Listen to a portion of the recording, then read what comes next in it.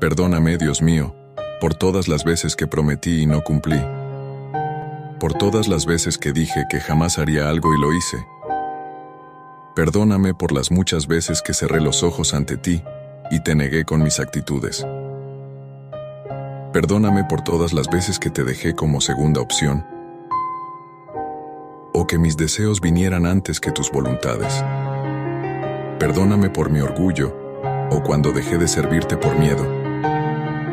Perdóname por todas las veces que miré hacia atrás y flaqueé aún sabiendo que estabas conmigo. Señor, protégeme y protege a aquellos que amo. No permitas que la maldad llegue hasta nosotros. Concede paz, esperanza y fortaleza en todo momento, Señor. Señor, por favor, líbranos de todo mal. Amén.